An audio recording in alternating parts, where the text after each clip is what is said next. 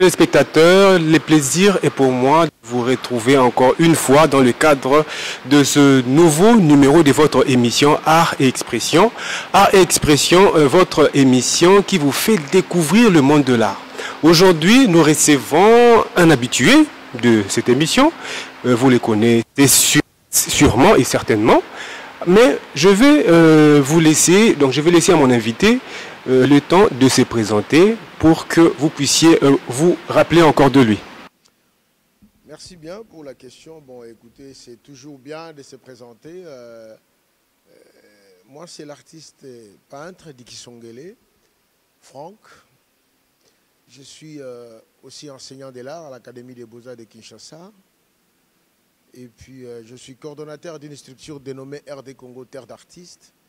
Je suis consultant de l'art et puis entrepreneur ou bien promoteur culturel, pour mieux dire. Nous faisons la promotion des arts plastiques, bien entendu, parce que le secteur a besoin, le secteur a besoin de la promotion. Et puis, je suis porteur des projets aussi collectifs des artistes pour la promotion de l'art et de la culture en République démocratique du Congo. Vous êtes enseignant, vous enseignez quoi? Merci. Bon, je suis enseignant à l'Académie des Beaux-Arts. Dans le département de peinture, c'est vrai, pour cette année par exemple, j'ai la charge de cours de technique de dessin. Mais c'est vrai, de ce que je sais enseigner les cours de composition dans ces parties théoriques et pratiques également. Les cours de peinture de chevalet et aussi les peintures monumentales. Je voudrais dire que ce n'est pas en une année que je donne tous ces cours. Cela dépend du département. De cette année, et il change des enseignants parce que je pense, selon l'organisation du département, chaque enseignant doit être en mesure d'enseigner tel et tel cours. Donc les cours nous sont donnés par les départements qui gèrent les cours et les enseignants. Ça c'est un. Il faut dire du côté théorique, je suis le collaborateur direct du professeur Martin Fortuné Mukenji Mbandankoulou, qui est un de mes maîtres en pensée, que je salue en passant, maître. Et puis, à ses côtés, nous partageons les cours de questions approfondies de l'esthétique et aussi des questions spéciales sur les cours de méthode de recherche scientifique, aussi les cours d'éthique et déontologie de l'artiste, aussi les cours de philosophie de l'art avec lui. Donc, ce sont des cours... comme on dit, des cours injonctifs, des cours qui accompagnent l'art. Ce sont les théories accompagnatrices pour bien saisir l'art, comprendre l'art, du point de vue esthétique, du point de vue historique, même du point de vue anthropologique, sociologique, parce que l'art a plusieurs facettes. À partir de l'art, on peut saisir d'autres domaines ou d'autres domaines en profitent pour saisir l'art selon son objectif. Voilà. Alors, Maître Dikisongele, nous venons de découvrir que vous avez une grande connaissance dans ce domaine de l'art. Mais alors, pouvez-vous nous dire ce que l'art représente pour vous? Bon, l'art représente pour moi cette première possibilité qui me donne, je veux dire, là, c'est déjà dit, par lesquelles je puis exprimer ce qui est dans mon intérieur. Parce que vous savez, chacun de nous a ses œillères propres. Le meilleur pour l'artiste et ses œillères, il peut arriver à donner la concrétude, donc la forme, et avec un contenu également. Donc pour moi, l'art, c'est un moyen de s'exprimer, d'exprimer ce qui est le plus profond de moi. Et je n'ai que l'art comme instrument pour me défendre et pour dire ce que je pense, pour aller à la conquête du monde. L'art de peindre, qui est une expression artistique, me permet de pouvoir si vous voulez, sur le plan psychique, répondre à ces besoins-là. Et sur le plan aussi plastique, il faut dire, je suis à la recherche de formes. Tous ces efforts-là me permettent d'exprimer soit la raison, soit l'intention de mon cœur, ou soit les deux à la fois. Donc c'est une possibilité d'exprimer mes raisons, ou bien ma raison, et aussi tout ce que j'ai comme intention pour ma société. Donc j'ai une vision de ma société, comme je disais, chaque être humain a ses œillères propres. Moi aussi j'ai ma vision du monde, et l'art me donne cette possibilité de lire le monde et de faire lire encore également le monde à ma manière à travers mon œuvre d'art. Voilà. Alors, maître, vous avez parlé de la société. Alors, selon vous, quel est l'apport de l'art dans une société comme l'humaine? Ah, très bien, ça c'est une très belle question. Je pense que, vous savez, je dirais, l'art a sa mission. L'art a un destin. D'ailleurs, le destin de l'art est donné pour nous empêcher de mourir, ou empêcher une société de disparaître, de mourir pour mieux dire. Vous savez, les grandes sociétés comme, je citerai les plus anciennes, par exemple les Aztèques ou les Mayas, ils ont mis la culture à la base de l'éducation, et même l'art à la base de l'éducation de leur société. Aujourd'hui, on peut parler aussi des anciennes civilisations, la civilisation antique, mais à travers l'art aussi également. Vous savez, pour toute société qui se respecte, l'art doit être considéré parce que l'art fixe les idéaux d'une société. C'est une possibilité de fixer les idéaux d'une société, si bien qu'il soit une expression. Vous savez, l'art commence sa course dans une autre sphère qui est bien entendu spirituelle, mais qui entame sa pratique qui entame sa course dans la pratique. Ce qui s'avère donc, l'art étant fruit de l'esprit, l'art aussi c'est la forme. Et ce sont les formes qui restent à témoigner toute une culture, qui devient une civilisation à travers les éléments matériels dont l'art fait partie. Aujourd'hui, vous voulez comprendre la Grèce, que ce soit la Grèce antique, il faut regarder dans son histoire, dans son contexte historico-culturel et artistique aussi en même temps. Pourquoi je vais plus loin là-bas? Mais quand vous voulez regarder nos sociétés traditionnelles, vous pouvez regarder aujourd'hui la stature africaine. Pardon, les statues africaines vous donnent possibilité de comprendre ce qu'a été la société africaine à travers nos masques, à travers nos sculptures, à travers nos formes, nos marmites, nos chaises, le couvercle à proverbe. Tous ces éléments-là vous donnent possibilité de retrouver les valeurs identitaires, les valeurs culturelles identitaires de tout un peuple. Vous comprenez? Donc je pense que l'art a un rôle dans la société. Non seulement un rôle communicatif, c'est aussi un rôle historique. C'est aussi un rôle culturel. Attends, il a aussi répondu à un rôle politique, l'art. Donc, bref, je dirais que l'art nous est donné pour nous empêcher de mourir. L'homme passe, mais ce que l'homme aura fait reste toujours. C'est pour cela, plus loin, vous avez toujours, je pense, entendu parler que l'artiste ne meurt jamais. Oui, comme une personne, comme un individu, il peut mourir, mais il reste présent, vivant et actif à travers son œuvre, parce que son œuvre traversera sans doute les générations en génération. Prenons la chanson comme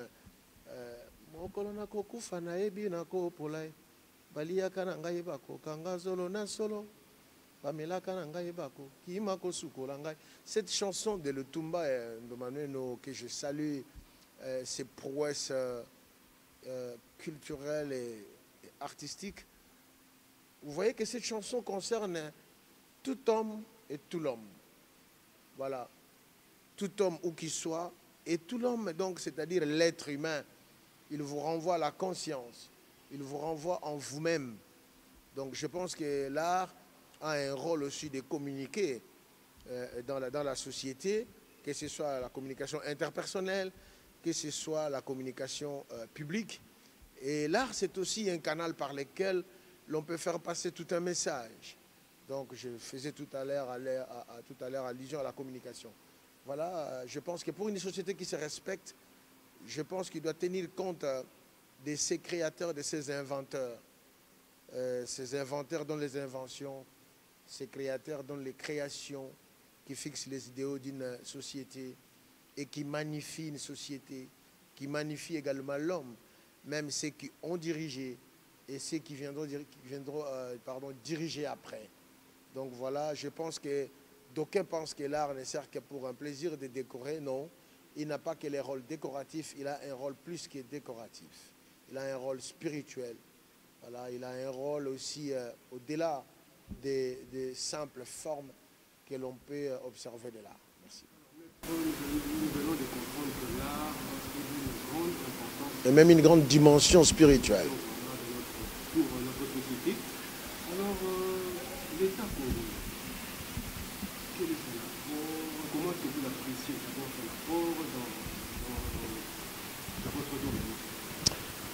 Ce n'est plus à démontrer par le simple fait que 64 ans d'indépendance après, la République démocratique du Congo n'a jamais mis en place une politique culturelle, une politique forte, une prévision, une promotion de sa propre culture.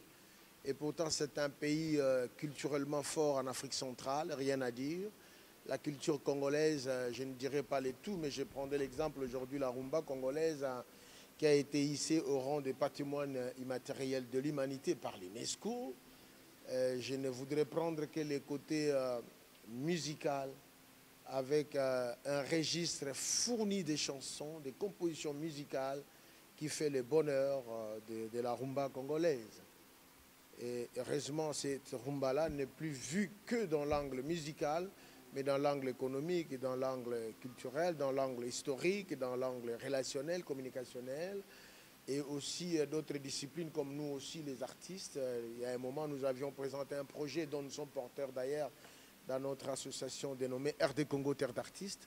Le projet s'appelle Rumbar, qui participe à la promotion et à la pérennisation de la rumba.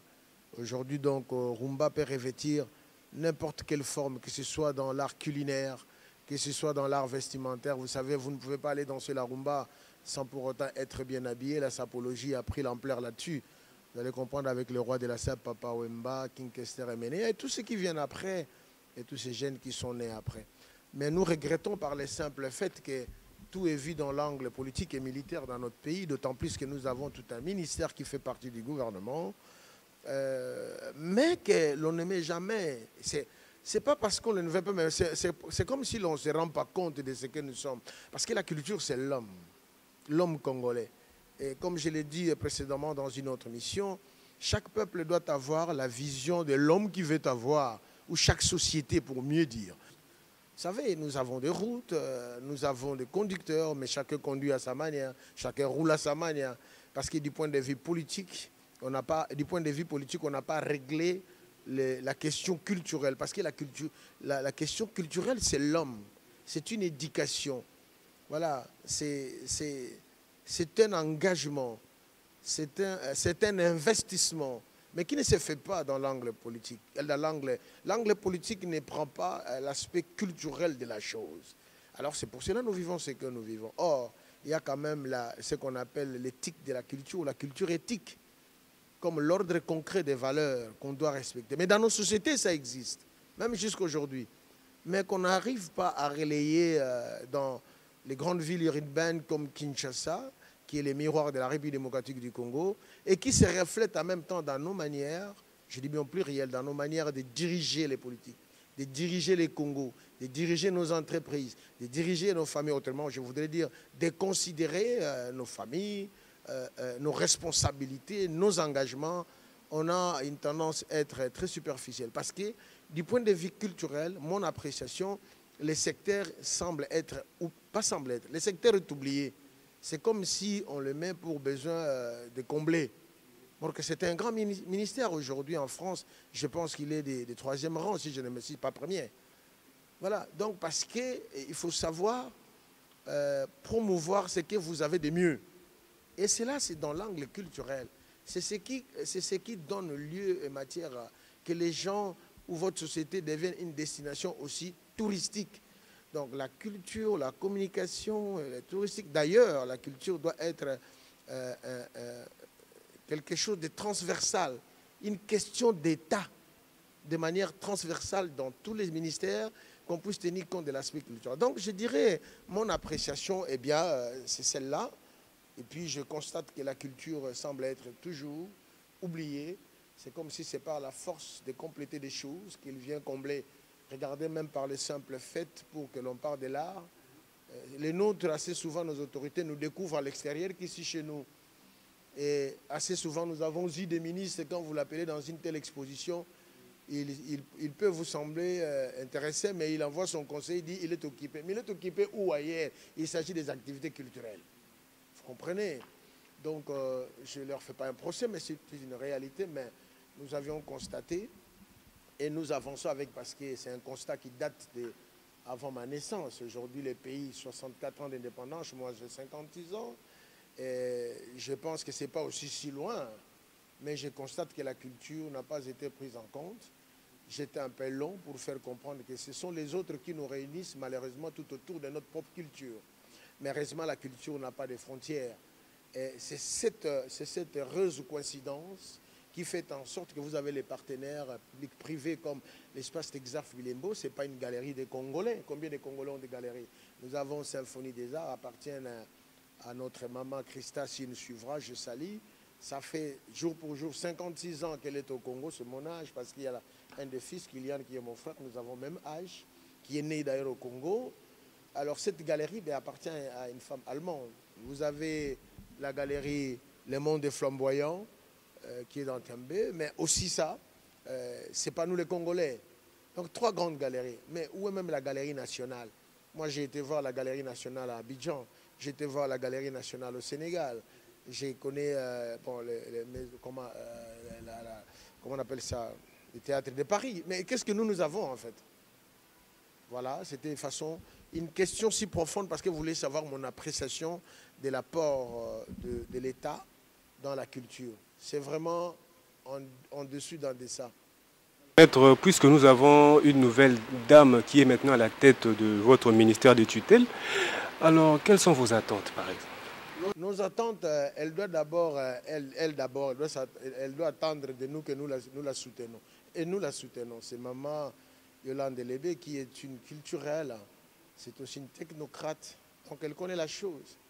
La chose la plus heureuse aussi parce qu'aujourd'hui, ce ministère est occupé par une technocrate et ça n'a pas tenu compte d'un quota politique. C'est ce que nous avions toujours demandé parce que c'était toujours l'objet des discordances quand un opposant qui est à la tête de ces ministères, peut-être il ne fera pas des actions qui donneront gloire à son opposant, parce qu'il y a aussi des intérêts politiques. Et quand on vient au ministère, on cherche l'argent parce qu'il faut renvoyer quelque chose dans nos partis politiques. Vous avez les postes ministériels, vous ne renvoyez rien. Et l'on considère que le ministère de la Culture ne produit pas beaucoup d'argent. Et quand le ministre, qui qu'il soit, quand elle est là, il cherche d'abord où trouver l'argent parce qu'il doit faire retour dans son parti. Parce que les élections vont venir, les échéances. Mais la nôtre, elle n'a pas de parti. Son parti, c'est tous les culturels et tout l'argent que nous aurons besoin pour qu'on le lui donne et qu'elle soit à mesure de faire la politique de son moyen pour hisser la culture de la République démocratique du Congo, qui déjà, sur le plan international, on attend que le Congo, mais le Congo est en train de patauger pour rien. Ce sont les autres qui viennent prendre les acteurs congolais, qui les amènent et qui font le bonheur de ces artistes et leur gloire. Alors, maître, parlons maintenant de votre art. Ma question est celle de savoir le concept de votre expression, de votre exposition. Merci. J'aurais aimé que la question même soit structurée dans l'ordre si j'avais un art. Oui, parce que nous donnons ces cours. C'est quand même fondamental parce que je ne parle pas que seulement pour moi, mais je parle aussi pour ceux qui nous écoutent, aussi nos formés, qui sont nos enseignants, qui sont dans cet ordre public. Oui, avoir un art, c'est avoir une vision du monde à ta manière, mais à travers ta forme artistique. Comment est-ce que j'arrive à exprimer mes préoccupations sociales? Comment est-ce que j'arrive à les traduire à travers mes formes, à travers ma technique? Comment est-ce que j'arrive à concrétiser ce qu'on appelle les beaux, qui est l'objet de l'art, à travers ma pensée et les données de la nature, et aussi avec la technique que je dispose. Donc, ce sont ces éléments-là que l'on peut lire dans un travail de l'artiste pour qu'on dise qu'il a l'art. Comment il arrive à exprimer, à traduire ses émotions, ses états d'âme, son état d'âme, ses préoccupations sociales, à travers une activité artistique dont tu es le maître. Mais pour cette exposition, la preuve en est, c'est celle-là, que expression femme, c'est une expression que j'ai voulu pour magnifier la femme, dans son concept pour magnifier, la glorifier, non seulement la glorifier, mais l'encourager. Mais pourquoi seulement la femme? Merci, parce que je pense que c'est une partenaire importante pour l'homme. Elle accompagne l'homme, elle est avec l'homme, elle accompagne l'homme dans son accomplissement, même s'il y a certains qui l'ignorent, mais on ne peut pas s'en passer. Voilà, même si on ne peut pas s'en passer de la femme. C'est pour cela qu'il y a une œuvre dans la salle que j'ai intitulée « Derrière un grand homme ». Je voudrais que la société complète le reste. Il y a une œuvre dans la salle que j'ai intitulée comme ça. Donc, au-delà de tout ce que l'on peut dire, je voulais associer ma voix en tant qu'artiste, peintre, à l'effort de la femme pour son autonomisation. Je suis heureux d'avoir derrière la caméra, avoir une demoiselle. Je ne voudrais pas réduire ses chances de dire une madame, mais j'ai dit une demoiselle. Je pense qu'elle est encore open pour quiconque, mais moi je suis déjà marié. Vous êtes encore open, c'est une possibilité. Voilà une femme ingénieure, caméraman, et qui fait son travail. Je voudrais lui dire félicitations, mais à travers cette exposition dont elle est en train de prendre les images, c'est une façon d'associer ma voix à son effort qu'elle est en train de faire, qui ne montre pas devant la caméra que c'est derrière la caméra, ou c'est un homme, ou c'est une femme. Donc c'est de sa compétence. Donc je voulais associer ma voix de manière personnelle, intentionnelle, une raison, donc raisonnable, à l'effort de la femme pour son autonomisation. Et je n'ai pas voulu que ce soit à l'occasion des Journées internationales de la femme. La date est choisie à dessein parce que si je le mettais dans ce contexte, je pense que ça aurait été une façon de répéter mon intention première. Parce que j'ai des souvenirs que des gardes de ma mère, de tous ses efforts, ce que je suis aujourd'hui, elle ne le partage pas avec moi, paix à son âme. Voilà. Et j'ai voulu aussi rendre ça à ma très chère épouse, Rebecca, Kisongele, qui elle est à côté de moi, je ne vais pas dire toujours à côté quand je pars, j'ai mon atelier, mais de ces rapports interpersonnels, parents, chacun avec ses responsabilités, quand elle prend ses responsabilités à bon escient, comme il se doit, je suis dans un contexte très à l'aise qui me permet de produire ce que vous voyez aujourd'hui. Donc cette complicité me permet d'être encore rassuré et, de son effort, de ses faits. Moi je pense que la femme a une place importante pour une société moderne qui veut se développer, mais pour un développement durable. Ce n'est pas un développement à peu près. Donc c'est une actrice très importante. Qu'est-ce qu'on aura fait bien réussir ça la femme aujourd'hui? Je pense que la femme, elle est doublement monde. J'ai dit parce que je disais au début, chacun de nous a ses œillères propres, sa façon de voir le monde, conçoit son monde à sa manière. Et la femme, hormis ça, elle est aussi porteuse d'une vie dans son monde. Nous sommes portés dans ce monde. Et c'est elle qui donne la vie et c'est elle qui permet qu'il y ait la vie. Il y en a qui a l'enfant, qui conçoit, qui porte le fœtus et qui vit dans son intérieur pendant 9 mois. Il mange, il boit, il dort, il gesticule là-dedans. Il est en communication avec l'extérieur de par le cordon ombilical maternel. Maître Dick Kisongele, nous avançons lentement mais sûrement vers la fin de notre émission. Mais puisque vous parlez de la femme, actuellement, l'actualité oblige, hein, nous avons une première ministre pour la toute première fois. C'est une femme.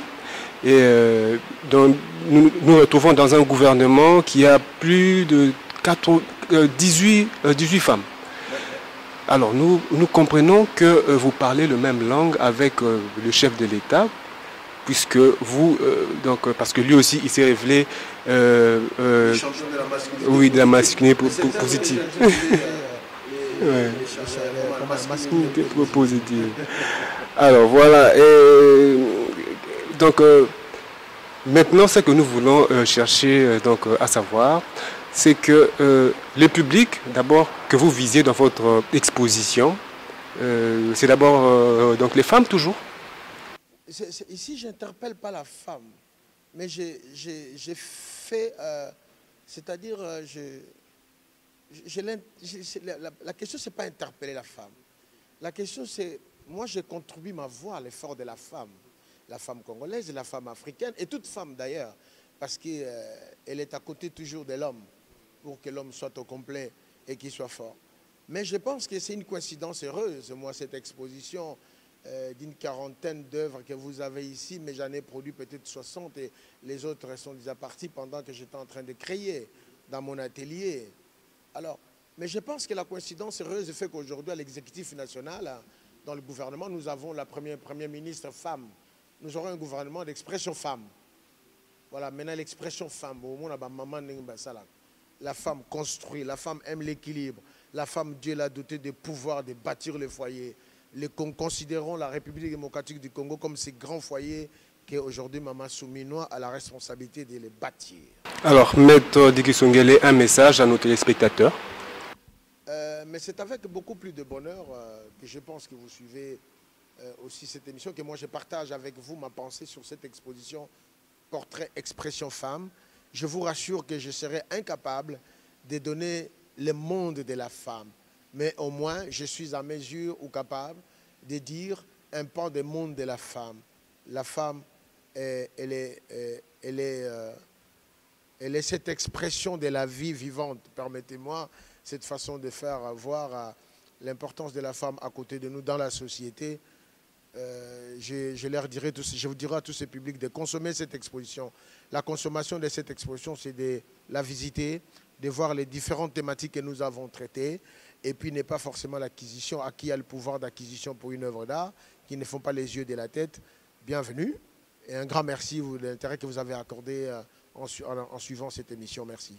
Alors c'est par ce mot de Maître Dicky Songele, fidèles téléspectateurs, nous vous disons au revoir et à la prochaine.